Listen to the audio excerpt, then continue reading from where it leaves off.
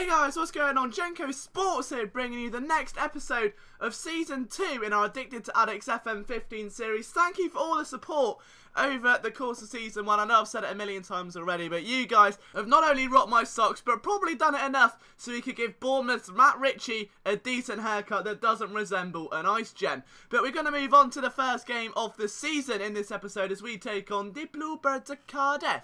As you can tell, I've really been working on my Welsh accent. But Michael Morrison, interested in leaving. Now, this has happened with Morrison, with Chris Solly, with Igor Vetakele. None of them want to stay. But I'm a determined young man. I slam their heads against the table, I batter their agent, throw them out the window into their newly bought Mercedes-Benz, and I make them stay. What I mean by that is I demand they leave their agent and they go, yeah, actually, alright then, Liam. You are the master. Or something like that, anyway. But Joe Gomez, you can see, look at those stats now! When we first signed him, he was good, but a lot of them were grey. But now they're all green! All of his stats are pretty much green. This man is a starting centre-back for this season. We've got a solid back four now. We've got Mane, of course, we've brought in earlier on to replace Royce Wiggins, which actually works out quite well because about 2 days ago, Wiggins declares that he's out for injury after probably pissing in the swimming pool like some absolute reject.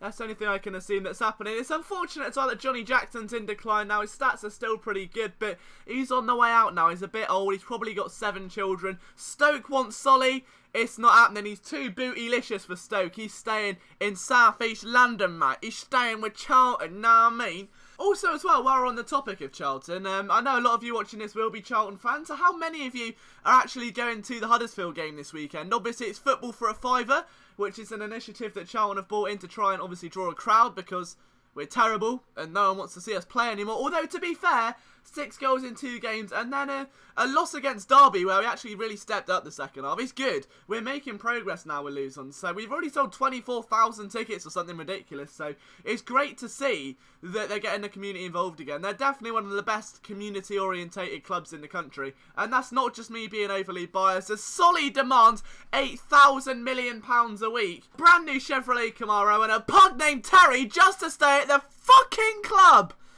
Oh, it's a nightmare. It's an absolute nightmare. But to be fair, we've kept Solly. He's easily our best right back, and I don't think we could probably afford a better one, in all honesty. Even if we sell Solly, we're not going to get a replacement just as good, if not better. Solly has got that experience there, and when Jackson inevitably gets arthritis in his back because he's 79 years old, we need a good replacement for captain, and I think Solly's probably the next man to take the armband naturally. Here's how Cardiff are going to predictably line up then. You can see they've got themselves a cheeky new left back as well, and it's looking a bit interesting, I'm not going to lie, but our lineup's looking sensational at the moment, but we're not going to start Retsuga Shanajad. No, he can start with the under-21s, a traiting little scumbag. How dare he move to Charlton and then complain about the country? You stay in Kuwait.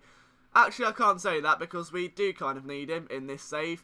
Say Harriet or Roman does get injured, it saves having to, you know, buy a new right mid then or a winger. We've got Gushanajad. He's an okay striker. His stats are pretty good. He's had a year away to improve further. It's going to be quite a useful piece to the jigsaw, I think, Gushanajad. So we need to keep him. Don't forget as well, we haven't actually mentioned this yet, but we've got that cheeky little 19-year-old, that Pitio back. Now, this guy is come to Charlton, and every time he comes back, just fucks off back on loan somewhere.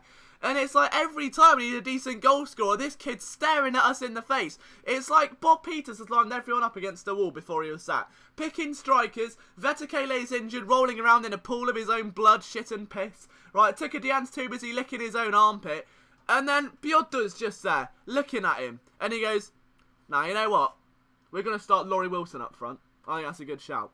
That didn't actually happen, it's an exaggeration. But as you can see, this isn't an exaggeration.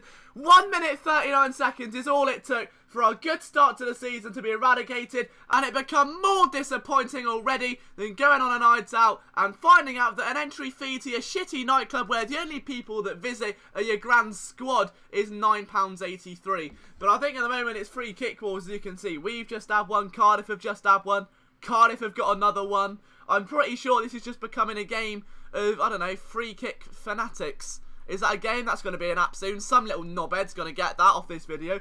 I'm going to make it up where you like flick free kicks about. Do you remember that free kick game? I think it was like free kick fusion. That was it. I think I played it with Dave the Trekker a couple of weeks ago. It was that one sponsored by Gillette. Now, you all there shaking your heads, but you know what I mean. It's the one when you're in school, you've done your IT work, you're waiting for the special kid, not the one that's got a disability, but the one that has just got the IQ of a plank of fucking wood. We'll get back to the plank of wood in a minute, because took a DI and box Jermaine Genius to penis!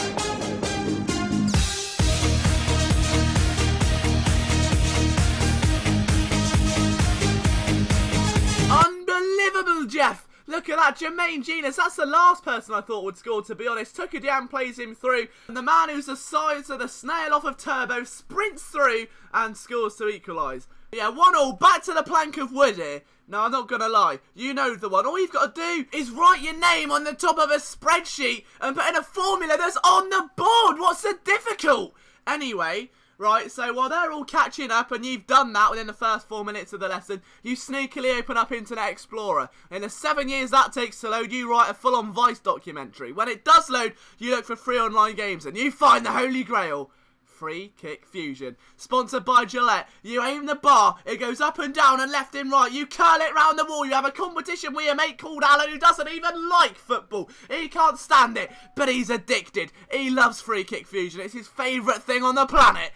And then the teacher catches you and you get a detention. But, moving back to the game, we drew 1-1. Jermaine Genius scoring the equaliser. And I'm not going to lie, Mane in his first ever game got a great rating. So that was a brilliant signing there, with Wiggins out for potential injury as well. That is such a good effort by Sadio Mane there. He's come in here, he's got a good rating, a point against Cardiff, who no doubt should be looking for promotion this season after what has been a tragic first season where they didn't rebound back up. They're not rubber banding, it's like the elastic band just snapped. But thanks for tuning in, guys. If you like this episode, please leave a like. If you're new around here, hit that subscribe button and join the Kebab Nation. From me, Jenko Sports, I'll see you tomorrow.